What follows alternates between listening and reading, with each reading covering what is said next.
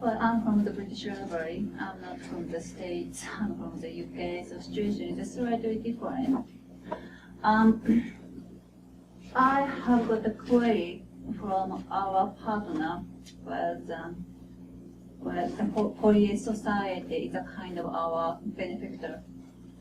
And she wanted to publish something, and she contacted with Japanese organization and successfully get the images, and she wanted to pay.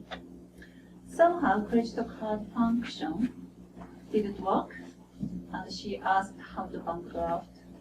Because of the language barrier, she couldn't make sure how to pay.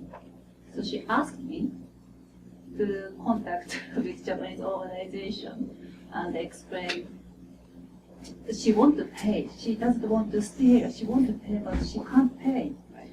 But unfortunate thing was that organization was a quite small one in Kyoto. They are using local bank, not international, like a Tokyo Mitsubishi or something like that, local bank. So when you got anyone you sent to Japan or someone want to get material from Japan and got payment program, how much do you support? So this is not quite sort of directly related to the researchers going into Japan, but that case we used to have much more because of currencies incompatibility. But now pretty much even National Library receive like credit card, so it's much better now. But yes, we do encounter that problem, and typically for our case, Harvard Library, we ask our vendor in Tokyo to, on our behalf, to pay in yen, and our vendor, for example, JPT, willing to create invoice in dollar term to us. So I think those book vendors are willing to help you out. You have vendor in Japan? Yes, we have.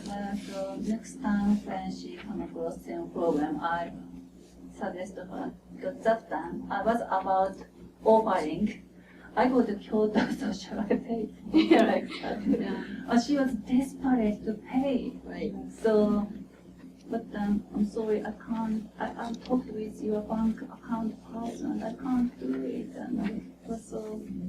That over my authority. Yes, and that dilemma is really huge because sometimes even creating check requires more cost than actual cost. So then both sides paying huge sum to just create for payment. So.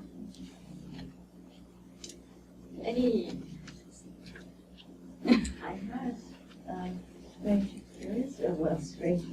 My opposition, it wouldn't occur normally, but art librarian, art researcher is researching about the earthquake in Edo period and wanted to use all those old pictures and also from manga that was depicted. A lot of those author of the manga was deceased. She didn't know how to contact the person, the family who might have the rights. And I had to help her write the letter to, I suggested, why don't we contact the publisher first to find out. And then there was a museum of that person's manga collection. We tried to write letters to those people. There was a law that as certain years passed, it's okay to use or something like that. And we have to research into it.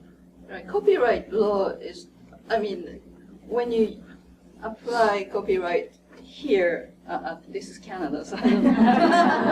But, so you would apply U.S. copyright into Japanese works if you're using in the United States, right?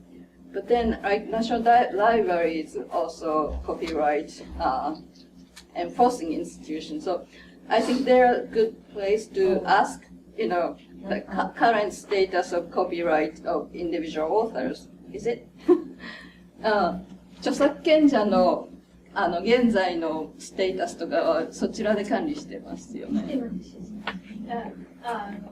著者名転居のことですか？著者名転居だと、まあ、漫画家の著者に入りますよね。入りますよね。権利は管理してない。管理してない。そうすると著作権を管理してる多分著作権協会。じゃあ、それはもう文学の作家だったら全にサイトがあります。日本文芸家協会。それから著作権継承者。それは文学権のサイトがあります。So now, you know, like we used to have 著作権台帳 in print, but now I understand that because of those privacy things, so all directories are now not available. So used to be 著作権台帳 has the contact address and the sort of birth of date type of information, but now I don't think it's a current directory.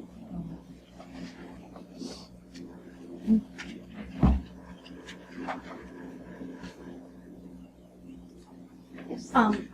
While they're doing their questionnaire, I'll do a little bit about the MLA guide, so I just wanted to mention that.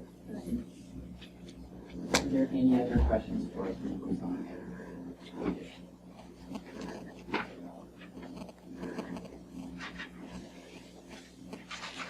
Thank you very much for all the it's great. We're moving again. So,